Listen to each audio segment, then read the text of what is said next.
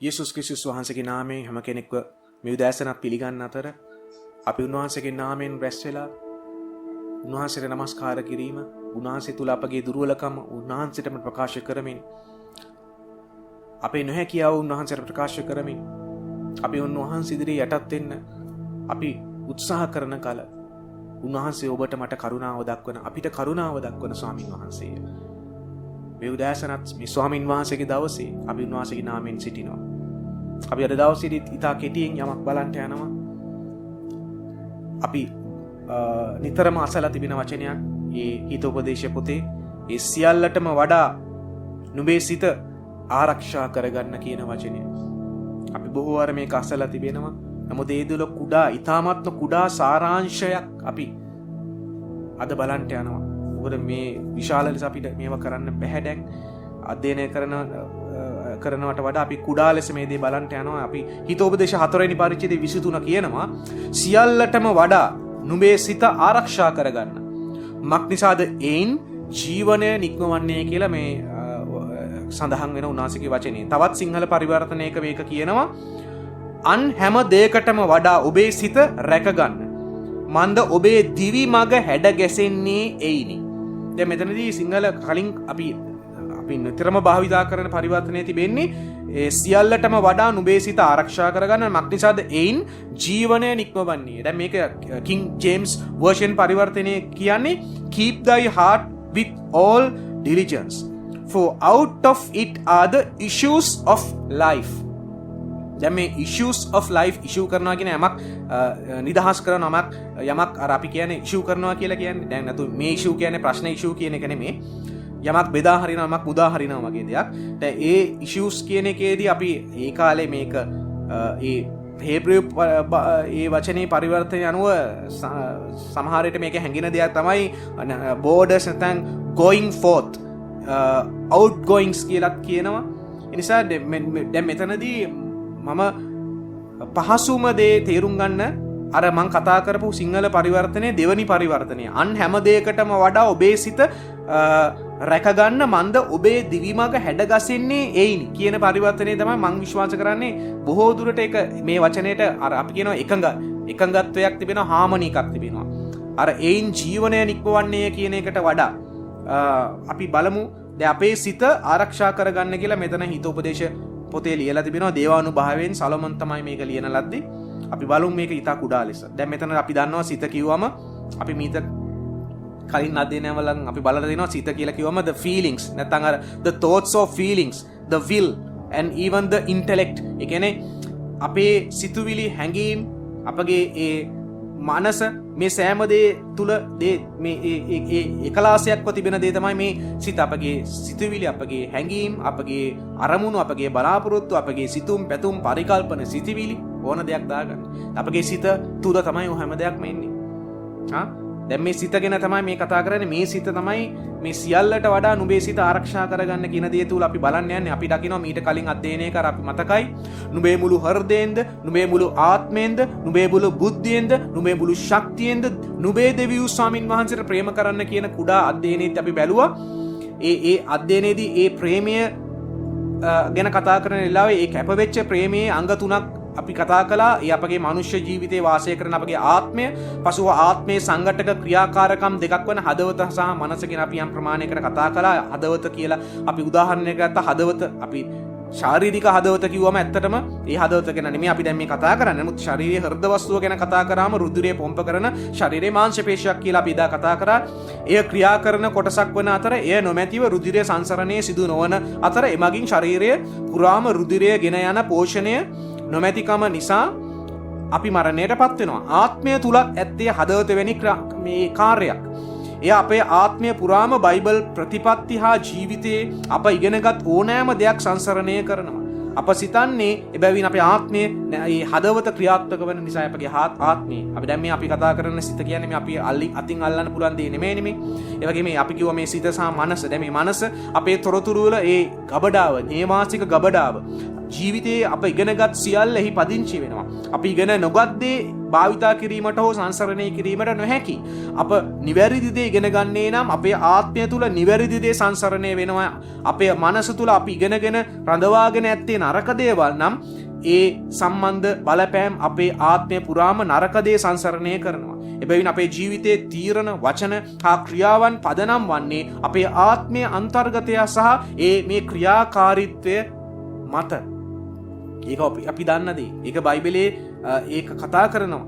අපි දකිනවා මේ අධ්‍යයනය තුල මම සූදානම් වෙනකොට අපි මම එතන තිබුණු ඒ කාරණාවල් මම සොයනකොට මට හම්බෙච්ච දෙයක් තමයි ඒ සලමොන් මේ කාරණාවේදී ශුද්ධාත්මයන්ගේ ආනුභාවය තුල මේ වචනේ ලියනකොට සලමොන් මේ හදවත නැත්තම් මේ සිත ආරක්ෂා කිරීම ඒකෙන් සඳහන් වෙනවා. බොහෝ විට ඔහු සැබවින්ම අදහස් කරන්නේ පුද්ගලයෙකුගේ අභ්‍යන්තර හරය.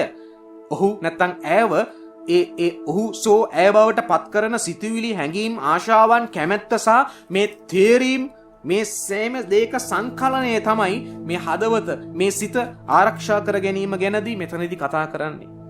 බයිබලය අපට පවසනවා අපගේ සිතුවිලි බොහෝ විට අප කවුරුන්ද යන්න තීරණය කරන බව. බයිබලයේ සඳහන් කරනවා. අපි දකිනවා හිතෝපදේශ 27 වෙනි පරිච්ඡේදයේ 19 කියනවා උදාහරණයක් ලෙස කියනවා වතුරෙහි මුහුණට සමාන වාක්මෙන් මනුෂ්‍යගේ සිත මනුෂ්‍යයට සමානය. මම මේ කතා කරේ හිතෝපදේශ 27:19 වතුරෙහි මුහුණට සමානක් මෙන්. වතුරෙහි මුහුණ කියලා කියන්නේ අපි වතුරක් තියෙන තැනක නැත්තම් ගඟක වෙන්න පුළුවන් නැත්තම් බේසමකට වතුර පුරවලා අපි වතුරෙන් මූණ බලනකොට වතුරෙනුත් අපේ මූණ පේනවා. අන්නේ උදාහරණයට අරගෙන කියනවා අන්න ඒ වගේ මනුෂ්‍යගේ සිත මනුෂ්‍යයට සමානයි. සිත කියන්නේ හෘද වස්තුව නෙමෙයි මේ කතා කරන්නේ. අපිට අල්ලන්න බැරි ටැන්ජිබල් නැති අපේ ආත්මීය කාරණාවක් මේක කියන්නේ. ආධ්‍යාත්මික දෙයක් ගැන. අපි දන්න ඔබ දෙවනාචික දරුවෝ ලෙස අපි මේ දේ. දැන් ඒක බයිබලයේ සඳහන් වෙනවා බලන්න. වතුරෙහි මුහුණට සමානක් මෙන් මනුෂ්‍යගේ සිත මනුෂ්‍යයට සමානයි. ඒ නිසා අපගේ අතුලාන්තය අපගේ සිත අපගේ මනස අපගේ මේ සිතේ මොනවාද තියෙන්නේ? ඒක තමයි අපේ ප්‍රතිබිම්බය. ඒක තමයි අපගේ ප්‍රකාශ වෙන්නේ. දෙවියන් වහන්සේ මිනිසුකගේ බාහිර පෙනුම ගැන නොව ඔහුගේ හදවත පරීක්ෂා කරන බව අපි දන්නවා වචනේ. උදාහරණයක් අර 1 සාමුවෙල් 16 වෙනි පරිච්ඡේදයේ 7 කියනවා සාමුවෙල්ට දෙවියන්සේ කියනවා අර දාවිත්ව තෝරගන්න වෙලාවේදී නමුත් ස්වාමීන් වහන්සේ සාමුවෙල්ට කතා කොට ඔහුගේ පෙනීම දෙසවත් ශරීරයේ උස දෙසවත් නොබලන්න. මක්නිසාද මම ඔහු එපා කෙලිමි. මේ කතා කරන්නේ මුලින්ම සාවුල් එපා කිරීම ගැන. ස්වාමීන් වහන්සේ මනුෂ්‍යා බලන්නාක් මෙන් නොබලනසේක. මනුෂ්‍යත මේ පිටාතර පෙනීම බලන්නේය.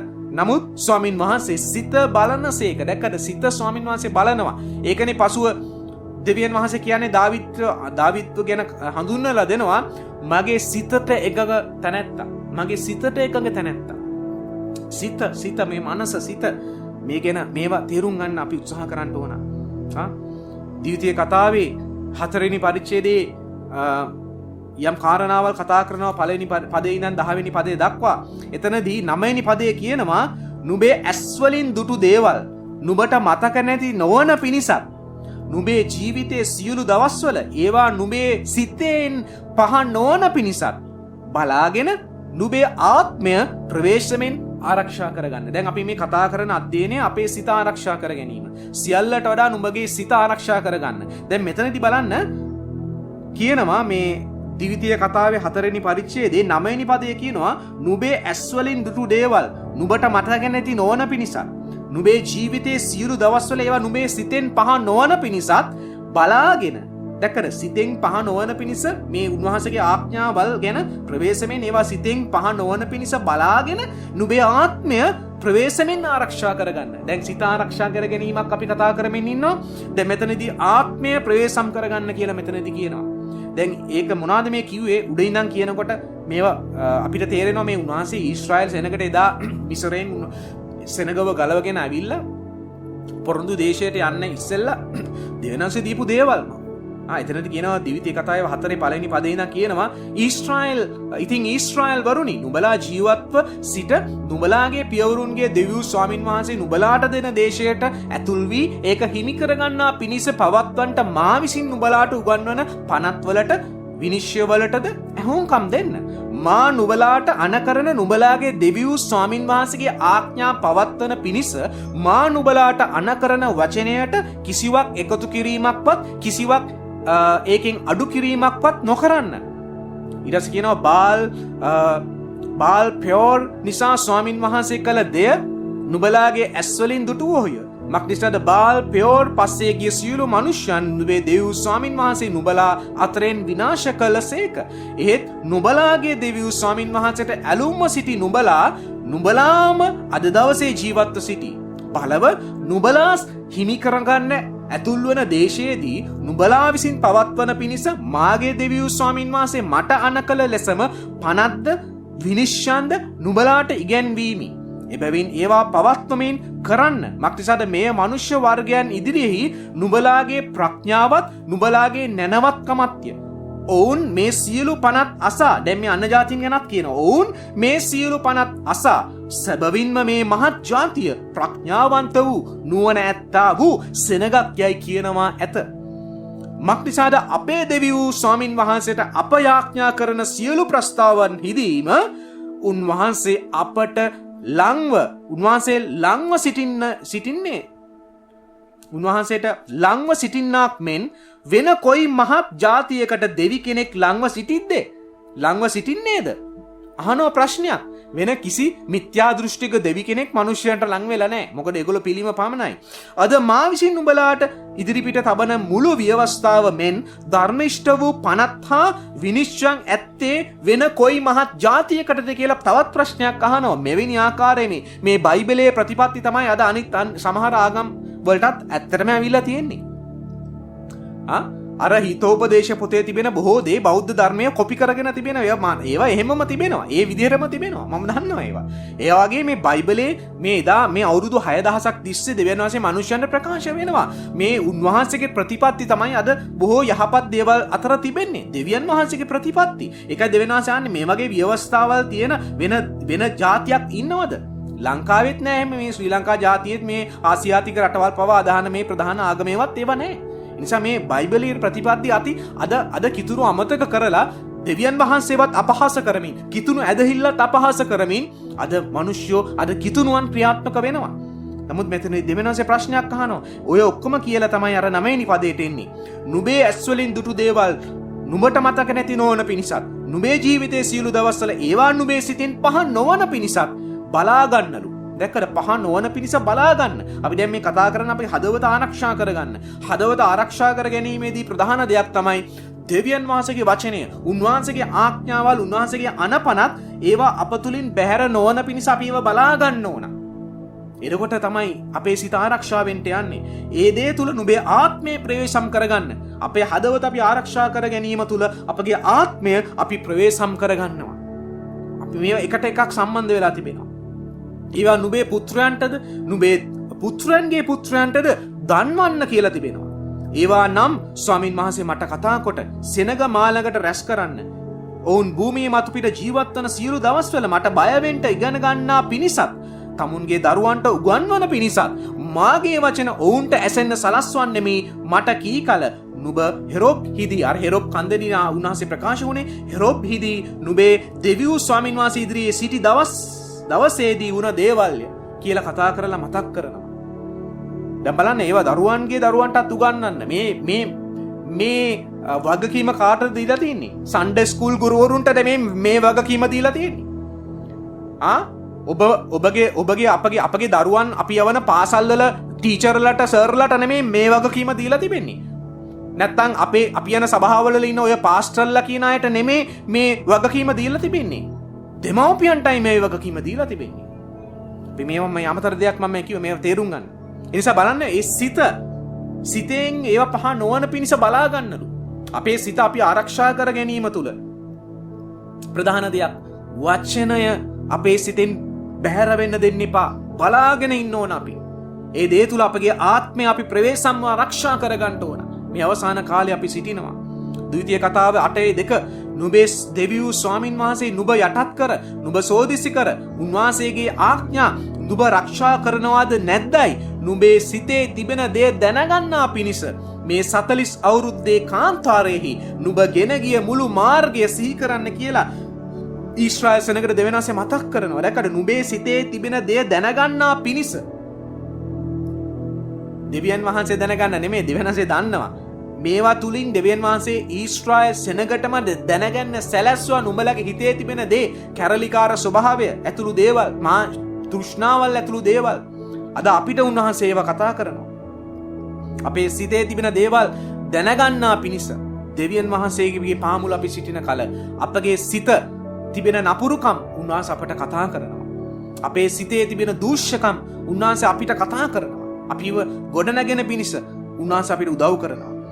ගීතාවලිය 139:23-24 කියනවා දෙවියන් වහන්සේ මා විමසා බලා මගේ සිත දැනගත මැනව. මා පරීක්ෂා කොට මගේ සිතවිලි දැනගත මැනව. යම් නපුරු මාර්ගයක් මා තුල ඇද්දයි බලා සදාකාල මාර්ගයෙහි මා ගෙන ගිය මැනව කියලා මෙතනදී කතා කරනවා. බලන්න මගේ සිතවිලි දැනගත මැනව. මා විමසා බලා මගේ සිත දැනගත මැනව. දෙවියන් වහන්සේගෙන් ආයදිනවා. මොකද බයිබලයේ ප්‍රකාරයට අපේ සිත අපිට දැනගන්න අමාරුයි. නමුත් දෙවියන් වහන්සේ අපගේ සිත ඇතුළාන්තේ දන්නවා. උන්වහන්සේ දුරදීම අපගේ සිතවිලි හඳුනනවායි කියලා බයිබලයේ ලියලා තිබෙනවා. ඒ නිසා මගේ සිත දැනගත වෙනවා කියලා උන්වහන්සේට අපි ආයාචනා කරන්න ඕන. අපි යටත් වෙන්න ඕන. අපි උඩුකුකාරව, කැරලිකාරව, උද්දච්චව ඉන්න අපිට බෑ. අපි දෙවියන් වහන්සේ තුල යටත් වෙන්න ඕන. ස්වාමීනි මගේ සිත දැනගන්න. ස්වාමීනි මගේ සිත ඔබ විමසන්න. ඔබයි දන්නේ සියල්ල. මාව පරීක්ෂා කරලා මගේ සිතවිලි දැනගන්න. ඒවල තිබෙන නපුරු මාර්ගයන් ඒවා තිබෙනවද? ඒවා ඇද්දයි බලා සදාකාල මාර්ගේ මාව ගෙනියන්න කියලා අපි දිනපතා උන්වහන්සේට තුල යටත් වෙන්න ඕන. අපේ ශක්තියෙන් අපිට බෑ. අපි දෙවියන් වහන්සේගෙන් කරුණාව ඉල්ලන්න ඕන. අපේ සිත ආරක්ෂා කර ගැනීම වෙනුවෙන්. ගීතාවලිය 44:21 කියනවා දෙවියන් වහන්සේ එය නොසොයනසේක්ද? මාක්ටිසාඩ උන්වහන්සේ සිතේ රහස් දන්නාසේක. උන්වහන්සේ ඔබගේ මගේ සිතේ රහස් උන්වහන්සේ දන්නවා. ඒක නිසා උන්වහන්සේගෙන් අපි උපකාර ඉල්ලන්න ඕන අපේ සිත ආරක්ෂා කර ගැනීම මේ ක්‍රියාන්විතය වෙනුවෙන්. යරමියා 17:9 කියනවා සියල්ලට වඩා සිත රැවටිලිකාරව තිබේ. ඒක දූෂ්‍යවයම තිබේ. ඒක දැනගන්න පුළුවන් කාටද කියලා බයිබලයේ කතා කරනවා. අපගේ සිත ඇතුළාන්තේ දූෂ්‍යව රැවටිලිකාරව තිබෙනවා. නමුත් දෙවියන් වහන්සේගේ කරුණාව තුල අපි දෙවියන් වහන්සේට යටත් වෙන කල දෙවියන් වහන්සේට අපගේ සිත අපේ ඇතුළාන්තයේ උන්වහන්සේට අපිට අඟවන්න උන්වහන්සේටම අපිට එලිදරව් කරන්න උන්වහන්සේගේ වචනය තුලින් එලිදරව් කරන්න කියලා අපි යටත් වෙන කල සුදාතන් වහන්සේට යටත් වෙන කල උන්වහන්සේ අපිට දැනගන්න බැරි දේ අපේ දූෂ්‍යකම් අපේ රැවටිලිකාරකම අපේ සිතේ තිබෙන නපුරුකම උන්වහන්සේ ඔබට මට අපිට එලිදරව් කරන කල අපිට පුළුවන් පසුතැවිලා යාඥා කරලා පවිත්‍ර වෙන්න අපේ සිත අපිට ආරක්ෂා කරගන්න. අපි ආරක්ෂා කරගන්න ඕන වගේම දෙවියන් වහන්සේ අපගේ සිතවිලි ආරක්ෂා කරනවා. ඒක උන්වහන්සේ උපකාර කරනවා. හැබැයි සිත පිළියෙල කර ගැනීම මනුෂ්‍ය සතු කාරණාවක්. කිසිවක් උන්වහන්සේ බලහත්කාරයෙන් කරන්නේ නැහැ. කිසිවක් උන්වහන්සේ ස්වයංක්‍රීයව ඔටෝමැටිකලි කරන්නට යන්නේ නැහැ. ලූක් 6 වෙනි පරිච්ඡේදය 45 යේසුස් වහන්සේත් කියනවා යහපත් මනුෂ්‍යයා තමාගේ සිතෙහි වූ යහපත් සම්පතෙන් යහපත් දේද නපුරු මනුෂ්‍යයා නපුරු සම්පතෙන් නපුරු දේද පිටතට ගෙනෙන්නේය. මක්නිසාද මුඛය කතා කරන්නේ සිතේ පූර්ණ කමින්ය. බයිබලයේ කියන්නේ මේ. යහපත් මනුෂ්‍යයා තමාගේ සිතෙහි වූ යහපත් සම්පතෙන් කියන්නේ අර ඇතුලේ ස්ටෝර් වෙලා තියෙන දේ. ඒ සම්පතෙන් අපි උඩින් කතා කළා. සම්පතෙන් යහපත් සම්පතෙන් යහපත් දේ පිටතට ගෙනෙනවා. ඒ වගේම නපුරු මනුෂ්‍යයා නපුරු සම්පතෙන් කියන්නේ ඇතුලේ තියෙන ස්ටෝර් වෙලා තියෙන නපුරු සම්පතෙන් පිටතට ගෙනෙනවා. ඊවර්ෂි කියනවා මුඛය කතා කරන්නේ සිතේ පූර්ණ කමින්ය. කලින් අපි කතා කරා අපේ සිත මනුෂ්‍යයට සමානයි. දැන් මෙතනදී බලන්න ඒකේ උදාහරණයක් ඒකේ එක කොටසක් තමයි මුඛයෙන් අපි කතා කරන්නේ අපේ සිතේ පූර්ණකම. ඒ නිසා අපි ප්‍රවේශම් වෙන්න ඕන දරුවනේ. අපේ සිතේ ඇතුළාන්තයේ තිබෙන යහපත් දේද අපේ සිතේ ඇතුළාන්තයේ අපි මනසේ අපේ සිතේ ගබඩා වෙන්න දෙන්නේ යහපතද දේව වචනයේද දේව වචන එකග දේද නැත්තම් ලෝකයේ තිබෙන මේ ගොසිප්ස්ද, ලෝකයේ තිබෙන නපුරු දේද, දූෂ්‍ය දේද, තෘෂ්ණාවල්ද, සැපසෙල්ලමේ දේවල්ද, ලෝකයේ තිබෙන තෘෂ්ණාවල්, වස්තු තෘෂ්ණාවල්ද, උඩුකමේ කාරණාවල්ද, ලෝකයේ තිබෙන නැත අප තුල මේවද, අපේ අතුලාන්තයේ මනසේ මේ ඒ සම්පතේ තියෙන්නේ මේවද? ටීවී බලබල, කාටුන් බලබල, ගේම්ස් ගගහ, රියැලිටි ෂෝස් බලබල, ටෙලිවෘතාන්ත බලබල, ඒව වලින් අපගේ ඇතුලාන්තයේ සිතට ඇතුල් වෙන්නේ මොනවාද? ඒ සම්පතෙන්ද ඔබ මම කතා කරන්න, ප්‍රකාශ වෙන්න, ක්‍රියාත්මක වෙන්න යන්නේ? නැත්නම් ඔබ මම උන්වහන්සේගේ වචනේ අසමින්, දේශනාවල් අසමින්, විවිධ ස්ථාන, විවිධ දෙවියන්වහන්සේගේ දරුවන් තුලින් වචනය ඉගෙන ගනිමින්, අධ්‍යයනය කරමින්, ගීතිකා අසමින්, ගීතිකා ගායනා කරමින්, මේ දේවල් තුල, ඒ දේවල් තුලින් අපගේ අතුලාන්තයේ ඒ සිතෙහි වූ සම්පත අපි පුරවගන්නේ. අපි මේවා විමසන්ට ඕන කාලයක අපි අවසාන කාලේ සිටින්නේ. ඒ නිසා මක්තිසද මුඛ්‍ය කතා කරන්නේ සිතේ පූර්ණ කමින්නේ. ඒකයි දෙවියන් වහන්සේ කියන සිත ආරක්ෂා කරගන්න ඕන අපි. උප්පත්ති 6 වෙනි පරිච්ඡේදයේ 5 කියනවා අර නෝවාගේ ජල් ගැල්මට ඉස්සෙල්ලා වෙච්ච දෙයක්. මනුෂ්‍යයාගේ දුෂ්ටකම පොළවේ මහත් බවද, ඔහුගේ සිතේ කල්පනාවල කවර අරමුණක් නිරන්තරයෙන් නපුරුවම තිබෙන බවද ස්වාමින් වහන්සේ දුටුසේක. අපි දකින අදත් අපි ඉන්නේ මේ අවසාන කාලේ. මේක යේසුස් වහන්සේ පවා ඒක සමාන කරනවා. අපි අන්තිම කාලේ හරියට නෝවාගේ කාලය වගේ කියලා. අපි ඉන්නේ දැන් නෝවාගේ කාලය වගේ තමයි. මොකද ඒකට හේතුව කිතුණුවන්, ඒ වගේම මුළු මනුෂ්‍යයා තුල සිතේ කවර කල්පනාවල අරමුණුත් නිරන්තරයෙන් නපුරුව තිබෙනවා. අපි දකිනවා අද මේ ලෝකයේ හැම රට රාජ්‍යවල නායකයෝ ඇතුළු මේ හැම ක්ෂේත්‍රයකම වෛද්‍ය ක්ෂේත්‍රය වෙන්න පුළුවන්, ත්‍රිවිධ හමුදාවල් ඇතුළු මේ යුදමය ක්ෂේත්‍රය වෙන්න පුළුවන්, යහපත් යයි කියන්නා වූ ඕනම ක්ෂේත්‍රයක් වෙන්න පුළුවන්. මේ හැම දෙයක් තුල ඒ කවර අරමුණක් නිරන්තරයෙන් නපුරුව තිබෙනවා. ලෝකේ පාලනය කරන්න නොපනත්කම ආත්මය ක්‍රියාත්මක වෙන්නේ මේ මිනිස්සු, මේ ග්ලෝබලිස්ට්ලා.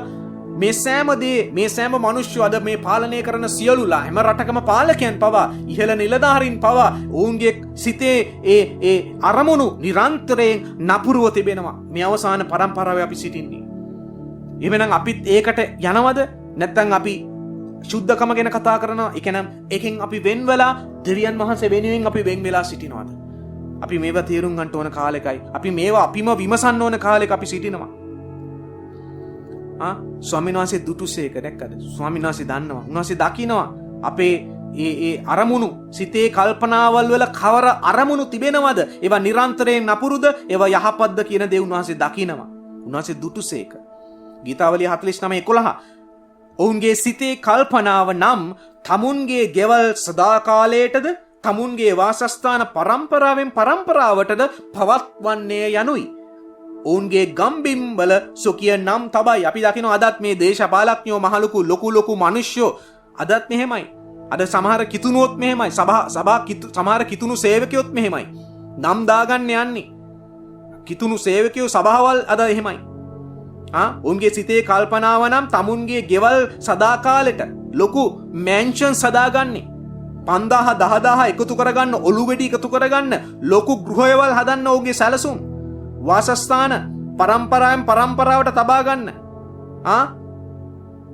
BMW එකෙන්, Benz එකෙන්, BMW එකෙන්, ඊට පස්සේ Volvo එකෙන් මේ වගේ අරමුණු තිබෙන්නේ අද කිතුණුවන්ට. කවර අරමුණු? දැන් බලන්න, ඔවුන්ගේ සිතේ කල්පනාව නම් තමුන්ගේ කල්පනාව, දැකනේ සිතේ කල්පනාව තමයි මේ ගීතාවලියේ පොතේ මේ කතා කරන්නේ අර නපුරු මිනිස්යන්ගේ කල්පනාවල් ගැන. දැන් මේවද අපගේ මනසේ තිබෙන්නේ. අපි ප්‍රවේශම් වෙන්න ඕන. අද මේවල් කතා කරපු දේවල්, මේ වචන ඔබ නැවත අසලා බලන්න, වචන කියවලා බලන්න, දේ වචනේ තිබෙන දේ කතා බලන්න. අපි දකිනවා භෞතික හදවතට බලපෑම් කළ හැකි. මම මේ කතා කරන්නේ හෘද වස්තුව. අපි අතින් අල්ලන්න පුළුවන් ලබ්ඩබ් ගන්න හෘද වස්තුව ගැන මම මුලින්ම කතා කරලා උදාහරණයක් ලෙස කතා කරනවා. ඒ භෞතික මේ හෘද වස්තුවට බලපෑම් කළ හැකි බොහෝ රෝග සහ ආබාධ ඇති වගේම ඇතිසේම ඇදහිලිවන්තයෙකු ලෙස වර්ධනය හා පරිවර්තනයට බාධා කළ හැකි අධ්‍යාත්මික හදවත ගැනනේ අපි කතා කරන්නේ. සිත කියලා කියන්නේ මේ අධ්‍යාත්මික හදවතේ බොහෝ රෝග තිබෙන්න පුළුවන්. හදවතේ රුධිර නාලිකා සිහින්වීමේ රෝගය, අර දමනි සිහින්වීම, එනම් කොලෙස්ටරෝල් දමනි බිත්තිවල එකතු වෙලා ඒවා දැඩිවීම, ඒ දේ තුල අපි දකිනවා හෘද වස්තුවේ විවිධ රෝග ඇති වෙනවා. අන්න ඒ වගේ ආධ්‍යාත්මික හදවත දැඩිවීම සිදුවිය හැකි අපේ ජීවිතෙත්. අපි ප්‍රවේශම් වෙන්න ඕන ඒක නිසා. අපේ ආධ්‍යාත්මික හදවත කියන අපේ මේ සිත දැඩි වෙන්න පුළුවන්. දෙවියන් වහන්සේගේ සත්‍ය අපට ඉදිරිපත් කරන විට අපි ඒක පිළිගැනීම නොකර ප්‍රතික්ෂේප කරන්නෙමු නම් අපගේ හදවත නැත්නම් අපගේ මේ සිත දැඩිවීමක් සිදු වෙන්න යනවා. දාවිත්තුමා තමාගේ සෙනගකින් ඉල්ලා සිටියා ඔවුන්ගේ අල පාලු කරේදී කලාක් මෙන් එනම් දෙවියන් වහන්සේට විරුද්ධව කැරලි ගසා ඔවුන්ගේ හදවත් දැඩි කර නොගන්නා ලෙස දාවිත්තුමා ගීතාවලිය 95 7 වෙනි පදේ ඉඳන් කතා කරනවා. මක්නිසාද උන්වහන්සේ අපේ දෙවියන් වහන්සේ. අපි උන්වහන්සේගේ ගොදුරු බිමේ සෙනගය. උන්වහන්සේගේ අතේ බැටළුවෝය. අද දවසේ නුඹලා උන්වහන්සේගේ හඬට කීකරුවන්නහු නම් යහපත. විවාදයෙහි මෙන්ද වනාන්තරයේදී පරීක්ෂා කළ දවසෙහි මෙන්ද නුඹලාගේ සිත් දැඩි කර නොගනිව්. එකල නුඹලාගේ පියවරු මා පරීක්ෂා කොට මා විමසා මාගේ ක්‍රියාව දුටුවෝය. අපි දැක්කා ඊශ්‍රාසනක ගුටි කෑව හම්බාන්ට දෙවියන්වහන්සේගේ උදාහරණයට ලක් වුණා. මම 40 අවුරුද්දක් ඒ පරම්පරාව කෙරෙහි කලකිරි. ඔහු සිතින් මුලාව යන සෙනගක්ය. ඔහු මගේ මාර්ගයන් දැන නොගත්තෝ යයි කීවෙමි. එබැවින් ඔහු මා දෙන නිවාඩුවට නොපැමිණුණෝ යයි මාගේ උදහසින් දිවුලමි කියලා වචනේ මතක් කරනවා මෙතන. සිත දැඩි කර ගන්න එපා කියන දේ. හදවත දැඩි කර දෙවියන් වහන්සේව ප්‍රතික්ෂේප කිරීමට පුද්ගලයෙකු යොමු කළ හැකි බොහෝ දේ තිබෙනවා. කොලෙස්ටරෝල් උදිර ප්‍රවාහනය අවහිර කරනවා සේම ඇදහිලිවන්තයෙකුට දෙවියන් වහන්සේගේ සාමය හා උන්වහන්සේට ඒ කීකරුකම තුල ලැබෙන ආත්මික ආශිර්වාද නිදහසේ අර ගලා යන නිදහසේ ෆ්ලෝ වෙන්න බාධාවක් වෙනවා අපගේ ආත්මික දේ. ආත්මිකව අපගේ හදවතේ ප්‍රශ්න තියෙනකොට. හරියටම ඇත්තට හෘද වස්තුවේ රුධිරයේ සංසරණය වෙන්න බාධාවල් වෙනවා වගේ කොලෙස්ටරෝල් නම් මනන් දේවල් තුල. එබැවින් කැරලිකාර ආත්මයකින් ආරක්ෂා වීම සහ දෙවියන් වහන්සේගේ වචනයට යටහත්ව කීකරු වීමේ ආත්මයක් වර්ධනය කර ගැනීම අපේ හදවත ආරක්ෂා කර ගැනීමේ ප්‍රධාන ක්‍රියාවක්ව තිබෙනවා. ඒ වගේම හදවතේ තිබෙන තවත් එක රෝගයක් වෛද්‍යවරුන් කියනවා heart murmur කියලා කියනවා. ඒ කියන්නේ හදවතේ හීන් හඬක් පැමිණීම. ඒක සමහර උපකරණ වලට තමයි ඇහෙන්නේ. ඒක වෛද්‍යවරුන් කියනවා ඒ heart murmur යනු හෘද ස්පන්දන ශබ්ද අතර සිදුවන වෙනත් ශබ්දයකින් ලබ්ඩබ් එක අතරතුර ඇහෙන තවත් ഘോഷාකාරී ශබ්දයක් ගැනයි මේ කියන්නේ වෛද්‍යවරු. මේ සිදුවන්නේ හෘදය තුල ഘോഷාකාරී රුධිර ප්‍රවාහනයේනි. දෝෂ සහිත කපාට මේ සංජානනීය හෘද ආබාධ සහ රක්තහීනතාවය ඇතුළු බොහෝ හේතු නිසා හදවත හරහා රුධිරය අසාමාන්‍ය ලෙස ගලා යා හැකිය කියලා වෛද්‍යවරුන් කියනවා. මම නම් දන්නේ මේ වෛද්‍යවරු කියන දේවල්. ඇදහිලිවන්තයන්ගේ පැමිණිලි මැසිවිලි නැගීම් ඕපාදූප ආරවුල් සහ විවාදවල යෙදෙන විට ආධ්‍යාත්මික හදවතේ මේ මැසිවිලි තත්වයක් ඇති වෙනවා. මම මේ කතා කරන්නේ සිත. අර හෘද වස්තුව සමාන ඒකට උදාහරණයක් අරගෙන ඇත්ත අපගේ මනස අපගේ සිත ගැනයි මේ උදාහරණයකට මේ ගත්තේ මේ අධ්‍යයනය තුල. ඊශ්‍රායල් සෙනග මැසිවිලි නැග්ගා. අපි දැක්කා නික්ම යාම 16 වෙනි පරිච්ඡේදයේ 3 අපි දන්නවා ඊශ්‍රායල් පුත්‍රයෝ උන්ට කතා කොට මිස්ර දේශයේදී මස් භාජන ළඟ ඉඳ සෑහෙන පමණ කෑම කෑවිට ස්වාමින් වහන්සේ අතින් අපි නැසුණුනම් යහපත. මක්නිසාද මේ මුළු සමූහයා ශුද්ධාවෙන් මරවන පිණිස කුසගින්නෙන් මරවන පිණිස නුඹලා මේ වනාන්තරයට ගෙනාවෝ යයි කියලා ඊශ්‍රායල් සෙනග මෝසෙස්ටයි දෙවියන් වහන්සේට විරුද්ධව කැරලි ගහන්න පටන් ගත්තා. අපි දැක්කා මැසිවිලි නගන්න පටන් ගත්තා. ඔබ මම මේ තත්ත්වයේ සිටිනවද? අපි දෙවියන් වහන්සේට විරුද්ධව අපි මැසිවිලි කැරලිකාරකම් මැසිවිලි පැන නගිනවද? ස්වාමීන් ඔබ මට අරක දුන්නේ මේක දුන්නේ ඔබ වහන්සේ වදහන්නවට වඩා මං ඔබව දන්නේ නැති කාලේ හිටියා හොඳයි. මෙවැනි දේවල් අපි තුල තිබෙනවද?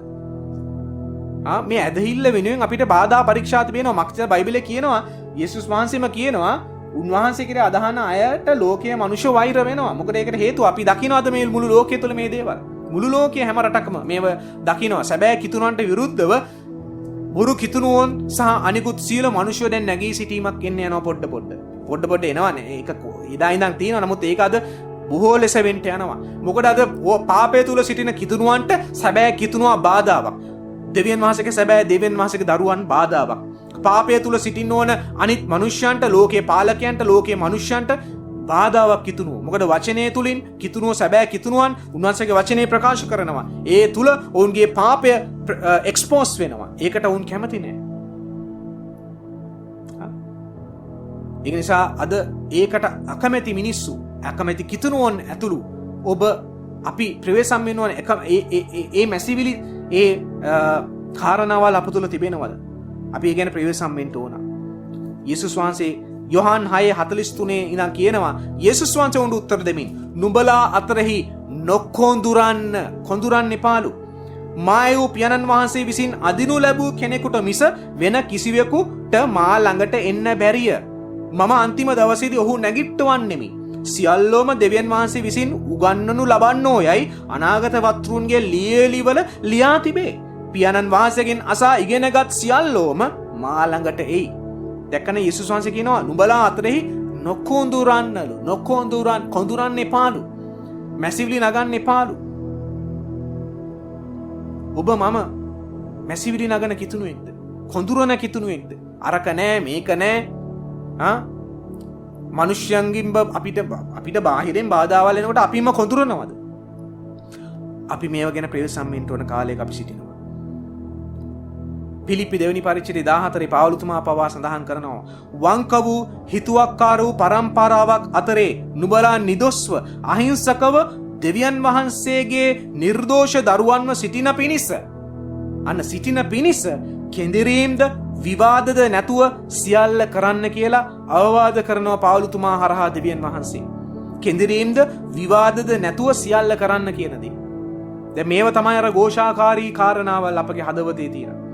රෝම 2:5 කියනවා, නුඹේ සිතේ මුරණ්ඩු කමෙන්ද පසුතැවිලි නොවන සිතෙන්ද දෙවියන් වහන්සේගේ ධර්මිෂ්ඨව විනිශ්චය එළිදරව් වන උදහසේ දවසට නුඹ උදහස රැස් කරන්නෙහිද කියලා ප්‍රශ්නයක් අහනවා. සිතේ මුරණ්ඩු කමෙහිද පසුතැවිලි නොවන සිතින්ද? අපි ප්‍රවේශම් වෙන්න ඕන දෙවියන් වහන්සේගේ දරුවෝ ලෙස. අපගේ හදවත්වල තිබෙන, අපේ සිතේ තිබෙන මුරණ්ඩුකම් අපි යේසුස් වහන්සේට යටත් කරන්න ඕන. අපේ සිතේ තිබෙන පසුතැවිලි නොවන ස්වභාවයන් අපි ක්‍රිස්තුස් වහන්සේට යටත් කරලා පවිත්‍ර වෙන්න ඕන. එවිට උන්වහන්සේ උදව් කරනවා අපගේ සිත ආරක්ෂා කරගන්න.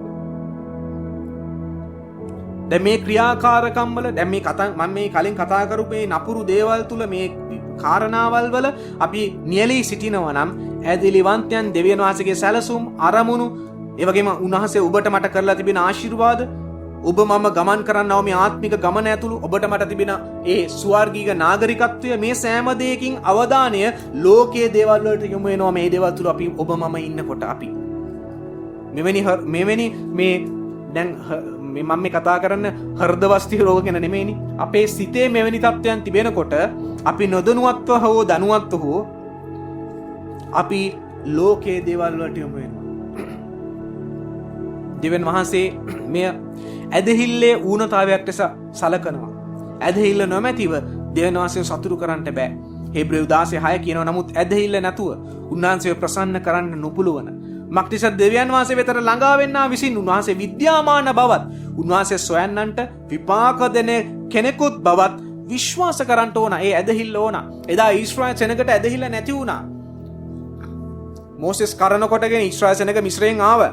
ඒ වෙලාවේ ඇදහිල්ලක් තිබුණා නැද්ද මම දන්නේ නැහැ. තියෙන්නේ නැති සමහර විට. නමුත් අර අමාරු ප්‍රශ්න ගැටලු වෙලාවේදී ඒ ඇදහිල්ල නැති වුණා.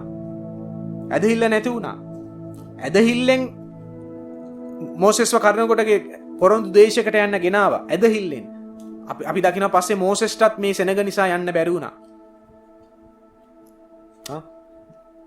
දැන් මේ ඇදහිල්ල නැතිකම දෙවියන් වහන්සේ කතා කරනවා මෙතනදී. ඇදහිල්ල නැතුව උන්වහන්සේව ප්‍රසන්න කරන්න බෑ. ඒ නිසා අපිට ඒ ක්‍රිස්තුස් වහන්සේ තුල ඒ ඇදහිල්ල අපිට තිබෙන්න ඕන. අපි මුමුණන් නැතුව, අපි කෙඳිරිගාම් නැතුව, කොඳුරන් නැතුව, විවාද කැරලිකාරකම් අපි මේ කතා කරපු මේ ආත්මික රෝග අප තුල තියෙන්න බෑ. ඒකයි කියන්නේ දෙවියන් වහන්සේ සීල උදේට වඩා නුඹලගේ සිත ආරක්ෂා කරගන්න. ඒ නිසා දැන් මේ ක්‍රියාකාරකම් වලට අපි නියැලෙන්න අපිට බෑ. අපේ සිත අපි ආරක්ෂා කරගෙන අපි දෙවියන් වහන්සේගෙන් ඉල්ලන්න ඕනේ. දාවිත් ඉල්ලුවා වගේ මගේ සිත විමසා බලා දැනගන්න. නපුරු මාර්ගයන් තිබෙනවා නම් සදාකාල මාර්ගයේ ගෙනියන්න. දැන් මේ කතා කරපු නපුරු දේවල් වලට වඩා ඒ වෙනුවට කිතුණුවන්ට උපදෙස් දී තිබෙන්නේ දෙවියන් වහන්සේගේ යහපත් ඒ උන්වහන්සේගේ කාලය තුල අවශ්‍ය දේ උන්වහන්සේ ඔබට මට දෙන්න උන්වහන්සේ විශ්වාසව සිටිනවා. ඒ කෙරෙහි ඔබ මම විශ්වාසය තවමින් උන්වහන්සේ ඔබට මට දී තිබෙන දේෙන් තෘප්තිමත් වීමට අපි උත්සාහ කරන්න ඕන. හේබ්‍රේව 11:13 වෙනි පරිච්ඡේදයේ හේබ්‍රේව 13:5 කියනවා. මක්නිසාද මම කිසිසේත් නුඹෙන් අහක්ව නොයමි. සමාවෙන්න. නුඹලාට ඇති දෙයින් සතුටු වී වස්තු තෘෂ්ණාවෙන් තොරව සිටින්න. මක්නිසාද මම කිසිසේත් නුඹෙන් අහක්ව නොයමි. කිසි අන්දමකින්වත් නුඹ අත් නොහරින්මි උන්වහන්සේම කියා තිබේ. දෙවියන් වහන්සේ යේසුස් වහන්සේ කිව්වා ඔබව මාව උන්වහන්සේ අත්හරින්නේ නැහැ. මම නුඹලා සමග ලෝකාන්තියම දක්වා සිටිනවා. නමුත් අපේ කාරණාවල් මම මේ කතා කරපු දේවල් නිසාම අපි ඇදහිල්ලෙන් වැටෙනවා. අපේ අතුලාන්තයේ දූෂ්‍ය වෙනවා. අපි තුල කැරලිකාර ස්වභාවයන් ඇති වෙනවා. කෙඳිරීම් කොඳුරනවා. විවාද ඇති වෙනවා අප තුල. මේ නපුරු දේවල් අප තුල ඇති වෙනවා. ඉන්සා ප්‍රවේශම් වෙන්න ඕන අපි. අපිට උන්වහන්සේ දීලා තිබෙන දේ තුල සතුටු වෙලා අපි තවත් දැනක තියෙනවා ඒක භක්තිවන්තකම උදෙසා ලාභයක් කියලා. ලද්ද දෙයින් සතුටු වීම. නිසා මේවා ගැන අපි අවධානය අපි යොමු කරන්න ඕන. ඒ නිසා මේ මැසිවිලි නැගීමේ ආත්මෙන් ආරක්ෂා වීම සහ ඒ වෙනුවට කෘතඥතාවයේ සහ ඒ උන්වහන්සේට ප්‍රශංසා කිරීමේ විශ්වාසයේ ආත්මයක් වර්ධනය කර ගැනීමත් අපගේ හදවත ආරක්ෂා කර ගැනීමේ තවත් ක්‍රමයක්. බයිබලයේ අපිට පෙනෙන දෙයක් ඒක. ඉන්සා හෘදය අපි ඒ වගේම අපි දන්නවා මේ විශාල සමහර දැඩි ඒ හෘදයාබාධ යනු හදවතේ නැත්නම් හෘද වස්තුවේ බිත්තිවල දුර්වලතා හේතුවෙන් ශරීරය හරහා රුධිරය සාර්ථකව පොම්ප කිරීමට ඇති නොහැකියාව. ඒ වගේම අධිරුධිර පීඩනය සහ හදවතේ අසාමාන්‍ය ලෙස විශාල වීම හෝ කුඩා වීම හේතුවෙන් හෘදයාබාධ ඇතිවිය හැකි කියලා අපි දන්නවා වෛද්‍ය විද්‍යාව කියනවා. මේකට ආධ්‍යාත්මික සමානත්වයක් තිබෙනවා. කෝපය, පරීක්ෂාවට ලක්වීම සහ උඩුගුකම, ඒ වගේම කෝපය ශාරීරිකව සහ ආධ්‍යාත්මික වශයෙන් ශාරීරිය මත විසක් මෙන් ක්‍රියා කරනවා අපි දන්නවා. ඇදිලිවන්තයන් ඔවුන්ගේ ක්‍රියාවන් සහ වචන වලින් අන් අයව රිදවනවා. ඒකට පෙළඹ වෙනවා. අපේට එන පීඩාවල්, අපට එන ස්ට්‍රෙස් එක නිසා අපේ මුඛයෙන් අපි මොනවද කතා කරන්නේ? මේ දේවල් තුල අපගේ හදවත, අපගේ සිත විවිධ මෙවැනි ආකාරයේ මේ ආත්මික රෝග පීඩාවලට හසු වෙන්න පුළුවන්. අපි දකිනවා එපිස 4 වෙනි පරිච්ඡේදයේ 31 කියනවා සියලු තිත්තකමත්, කෝපයත්, උදහසත්, කෝලහලයත්, අපහාසයත්, සියලු ක්‍රෝධත් නුඹලා කෙරෙන් පහ කරනු ලැබේවා. ගැලවීම ලැබුවා වූ කිතුණුවන්ට මේ කතා කරන්නේ.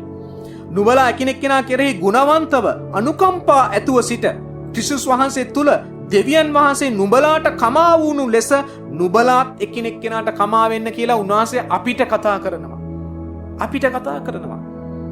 අම්මා තුල අපි තුල තිත්තකම තිබෙනකොට, කෝපය තිබෙනකොට, උදහස, කෝලහල, අපහාස, ක්‍රෝධ තිබෙනකොට අපිට කොහොමද අපි දෙවියන් වහන්සේ තුල දුෂුද්ධකම තුල සිටින්නේ? අපේ ඇතුළාන්තය අර කැන්සර් එකක් වගේ, ඒ වසක් වගේ මේ දේවල් යනවා, සංසරණය වෙනවා. එතකොට ඉතින් අපි ප්‍රවේශම් වෙන්න ඕන. අපි ප්‍රවේශම් වෙන්න ඕන. යේසුස් වහන්සේගේ ලේ වලින් නිතර අපි පවිත්‍ර වෙන්න ඕන. සෑම කිතුණුවෙක් අපි දකිනවා, සැබෑ කිතුණුවෙක්ම අන්ධකාර බලවේග සමග නිරන්තර දැඩි යුද්ධයක අපි නියැලී සිටිනවා. ඒක අපි දන්නවා. ඒ වගේම හිර වෙලා සිටිනවා. අපි දන්නවා ඒක. අපගෙන් බොහෝ දෙනෙක් බාහිර අධ්‍යාත්මික යුද්ධයට එරෙහිව සටන් කිරීමට කෙතරම් අභිප්‍රාය වී ඇද්දයත් අපගේ සටන බොහෝමයක් බාහිර බලවේග සමග නොව අපගේම මනස හා සිතිවිලි සමග බව අපට අමතක වෙනවා. අන්තිමට අපි හැමදේම යක්ෂයට දෝෂාරෝපණය කරන්න පටන් ගන්නවා. නමුත් ඇත්තටම සටන තියෙන්නේ අපගේ මනස තුල, අපගේ සිතේ. මේ උඩින් අපි කතා කරපු දේවල් අපගේ මනසේ තිබෙනවා. නමුත් අපි බොරුවට යක්ෂයටත් දොස් තබනවා පස්සේ කිතුරුව අපි. නිසා අපි ප්‍රවේශම් වෙන්න ඕන. අපගේ මනසේ බැටල් එකක් තියෙනවා, සටනක් තිබෙනවා. පාවුලුතුමාත් කිව්වා ආත්මය සහ මාංශය අතර සටනක් තියෙනවා. ඒක පාවුලුතුමාත් කිව්වා. බැටල් එකක් තියෙනවා. ලියත් මාංශයත් අතර සටනක් නෙමෙයි. අන්ධකාර මුලාදෑනීන්ට විරුද්ධව සටනක් කියලා කියනවා. හැබැයි ඒකට වඩා ඒකත් තියෙන ප්‍රධාන දේ ඒක තමයි. නමුත් අපි වෙලාවකට අපේ මනසේ තිබෙන අපේ දූෂ්‍ය වූ මනසේ තිබෙන මේ අරගලයන් මේ මනසේ තිබෙන මේ සටන් අපි අමතක කරලා හැම දෙයක්ම අශුද්ධාත්ම වලට අන්ධකාර මුලාදෑනින්ද අපි පාස් කරන්න බෝලේ පාස් කරන්න යනවා අපි. ඒ නිසා අපි කියන ප්‍රවේශම් වෙන්න ඕන. අපි ප්‍රවේශම් වෙන්න ඕන මේ ගැන. අපි දකිනවා පාපය සෑම විටම මනසින් නැත්තම් අපේ සිතින් තමයි ආරම්භ වෙන්නේ. යාකෝබ් පළවෙනි පරිච්ඡේදයේ 14 ඉඳන් කතා කරනවා 16 වෙනකන්. නමුත් එක එක මනුෂ්‍යයා තම තමාගේ තෘෂ්ණාවෙන් අදිනු ලැබුණ කල්හිද පොළඹවනු ලබන කල්හිද පරීක්ෂා කරනු ලබයි. එවිට තෘෂ්ණාව පිළිසිඳගත් කල්හි පාපය බිහි කරන්නීය. පාපයද සම්පූර්ණ වූ කල්හි මරණය උපදවයි. මාගේ ප්‍රේමවන්ත සහෝදරයනි නොරවටෙන්න. දැක්කනේ අපගේ අතුලාන්ත අපගේ මනස අපගේ සිතේ බැටල් එකක් තිබෙනවා. හරි යේසුස් වහන්සේ අර උදාහරණයකට කිව්වේ නුඹ ස්ත්‍රියක් කෙරෙහි රාගයෙන් බලන කවරෙකු නමුත් ඒ වේලෙහිම ඇය සමග සිතින් කාම මිත්‍යාචාරය කරායයි කියනා වූ ඒ බරපතල කාරණාව ගැන පවා යේසුස් වහන්සේ කතා කළා. අපගේ සිත. දැන් ඒක ගැන විතර නෙමෙයි මේ කියන්නේ. අපේ සිතින් අපේ සිත තුළ තමයි ඒ තෘෂ්ණාවල් ඒ පොළඹවීම ඇති වෙන්නේ.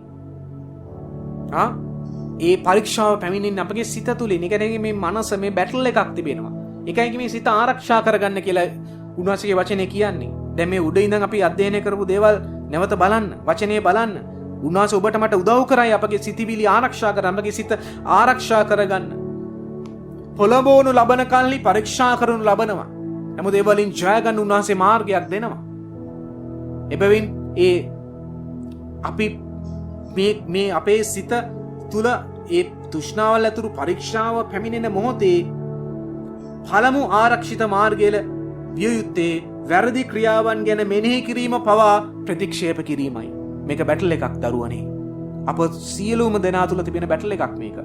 2 කොරින්ති 10 වෙනි පරිච්ඡේදයේ 3 ඉඳන් 5ට කියනවා මක්නිසාද අපි මාංශයේ හැසිරෙන නමුත් මාංශයේ හැටියට යුද්ධ නොකරමුව. මක්නිසාද අපේ යුද්ධ ආයුධ මාංශික නොවේ. ඒත් ඒවා බලකටු බිඳහෙලීමට දෙවියන් වහන්සේ ඉදිරිපට බල සම්පන්නය. අපි විවාදයන්ද දෙවියන් වහන්සේ ගැන දැන ගැනීමට විරුද්ධව උසස් වන්නා වූ සියලු උසස් දේවල්ද බිඳහෙලා සියලු සිතිවිලි ක්‍රිස්තුස් වහන්සේට කීකරු වීමට වහල් කර දෙමුව. දැක්කනේ අපේ සිතිවිලි ක්‍රිස්තුස් වහන්සේට කීකරු වෙන පිණිස අපේ සිතිවිලි ක්‍රිස්තුස් වහන්සේට වහල් කරන්න ඕන අපි. වහල් කරන්න ඕන උන්වහන්සේට අපි. එවිට තමයි අපිට මේ බැටල් එකෙන් ජය ගන්න පුළුවන් වෙන්නේ. අපගේ සිත අපි ආරක්ෂා කරගන්න නම් අපි මේ දේ කළ යුතුව තිබෙනවා දරුවනේ. හිත උපදේශ 16 ඉඳන් කියනවා විනාශයට පළවෙන් උඩුගුකමද වැටීමට පළවෙන් අහංකාර සිතද වෙයි. හිත උපදේශ 16 කියන උඩුගු සිත් ඇති කවුරු නමුත් ස්වාමීන් වහන්සේට පිළිකුලක්. උඩුගුකම යනු අපි දකිනවා සාතන්ගේ පළවනු පාපය. ඔහු දෙවියන් වහන්සේ හා සමාන විය හැකියයි සිතූ අතර අපි දකිනවා දේවදූතයන්ගෙන් 3න් එකක් සමග එයා කුමන්ත්‍රණය කරලා අපි දකිනවා ඒ කාරණාව වුණා. එසකියල් 28 වෙනි පරිච්ඡේදය කියවලා බලන්න. මේ හේතුව නිසා සාතන්ව ස්වර්ගයෙන් හෙළලා දැම්ම අර දූතයොත් එක්කම සාතන් ඒවව ඒදන් උයනේදී පරීක්ෂා කළා ඇයගේ මමත්වයට ආයාචනා කිරීමෙන්. මක්නිසාද ඔබ තහනම් ගහෙන් කන විට ඔබේ ඇස් ඇරෙන බවත් ඔබ යහපත හා නපුර දැනගෙන දෙවියන් වහන්සේ හා සමාන වන බවත් දෙවියන් වහන්සේ දන්නවා. ඒකයි ඔය උන්වහන්සේ ඔයාට ඔක කන්න එපයි කිව්වේ කියලා රැවට්ටුවා ඒව දෙවියන් වහන්සේ මෙන් ප්‍රඥාවන්ත වීමට කැමති වූ අතර එම ගහේ ගෙඩි අනුභව කිරීමට සාතන්ගේ උපදෙස් වලට ඇය යටත් වුණා. එබැවින් උඩුගුකම මිනිසාගේ වැටීම වුණා. අපි දකිනවා ඒක. අපි දකිනවා.